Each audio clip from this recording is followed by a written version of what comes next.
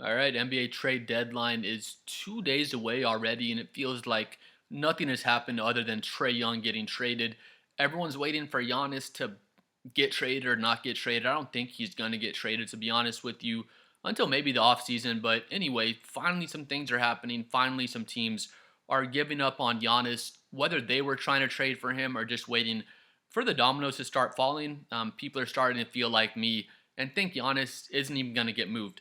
But the Boston Celtics traded Anfernee Simons for Nikola Vucevic, and I think that's a good trade for both teams. Getting into it was reported on by Shams Charania. They're trading Vucevic, and then Boston's trading Anfernee Simons and a second round pick to Chicago for Nikola Vucevic. They're saying after months of speculation about adding a big man, the Celtics really need a big man. It kind of says right here. And to save money, they did both things all in one. It says right down here they've been playing Cade and Luka Garza at center for most of the season. They're not bad players, but they're younger players. They're not really close to what Nikola Vucevic can do out there for you. It says right here the 6'9 Vucevic figures to feel a major need at center for the Celtics. That's crazy. He's 6'9. I thought he was like 7 feet tall. It feels like it when he plays out there. He plays more like a 7-footer out there.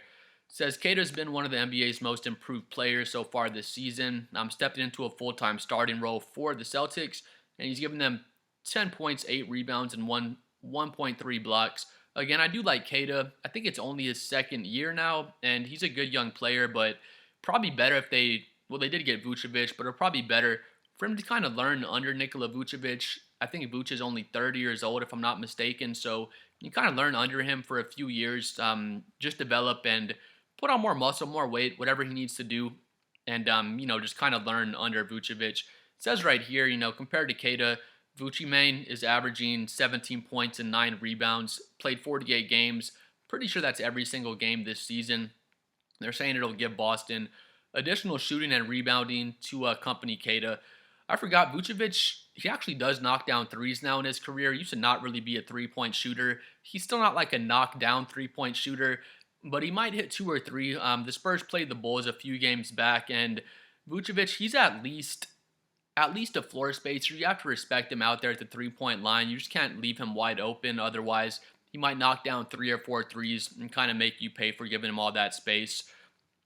But yeah, it gives him additional shooting and rebounding. I more feel like the just having a real big man in there is really going to help out Boston, especially once Jason Tatum gets back.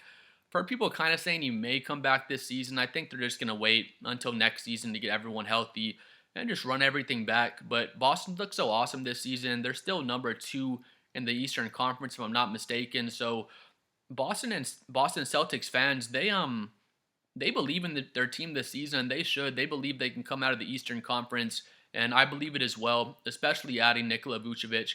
It's going to make their team a lot better right now because they were lacking offensive rebounding and just a big man presence in general.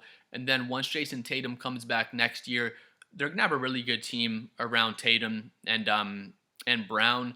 They're already really good so far. Boston, there's a championship level team, or a championship culture rather. They just move the ball around. They all play together and connected. And once Jason Tatum gets back, they're definitely going to be contenders again.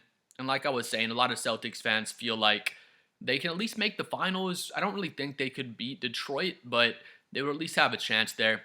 Moving on, Anfernee Simons, he's 26, averaging 14 points per game. I don't think it said Vucevic's age up here, but I'm pretty sure Vucevic is 30 right now. But Simons at 26, he's averaging 14 points per game as a bench player for Boston. Simons, he started in Portland, if I'm not mistaken, and Anfernee Simons is a starting caliber player. Moving over to Boston, it's gonna be him, Peyton Pritchard, Jaylen Brown. They just have a really good team of younger to like middle age, not older middle age, but middle aged NBA players. Celtics, they're 31-18 right now. Yeah, Jaylen Brown, Derek White, Peyton Pritchard.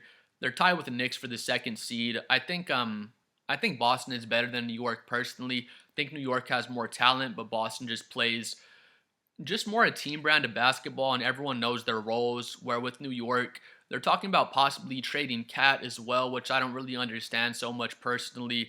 But New York, they're not in shambles, but they don't have everyone just slaughtered into the perfect role. They're not. just locked in and ready to go on a championship run. Where with Boston, again, they still are missing Tatum, but everyone knows their exact roles. No one's trying to do more than they need to do out there. Where with Karl Anthony Towns, I feel like him and Jalen Brunson, some games they're coming out and it feels like they have to do more. They have to do more than they need to do. Where with Boston, everyone just slotted in playing team basketball. It's the second trade completed on Tuesday by the Bulls. I didn't even notice this one, but they dealt Kevin Huerter to the Pistons in a three-team trade. On that one, they got back. Oh yeah, I heard about this one earlier today as well. They got back Jaden Ivey in that deal, and they could possibly move on for Kobe White or Ayo Dosunmu. Those are both unrestricted free agents this summer. I think Kobe White's a solid player for Chicago, so I think they probably extend him and probably give him a new contract, but we'll see what happens with that. Again, the trade deadline is Thursday at 3 p.m., so at least some dominoes are starting to fall. Let me know what y'all think. I don't think Giannis is going to get traded, to be honest, at least not until the offseason possibly, but we'll see what happens. I know Milwaukee's taking all sorts of aggressive offers for Giannis, and if they don't trade for him, if they don't get him traded, they're at least going to have gotten all the offers. They're not going to leave any stone unturned, and they can get just an insane package back for Giannis. They should get at least like 4 first-round draft picks, plus 1 or 2 solid young players that can contribute for them right now. But yeah, Anfernee Simons is a Chicago Bull. Nikola Vucevic is a Boston Celtic. Please like and subscribe. I'm trying to hit 7 million subscribers. Let me know what you thought about this trade and if you think this is a good trade for both teams. We'll see y'all next time. Peace out, bro.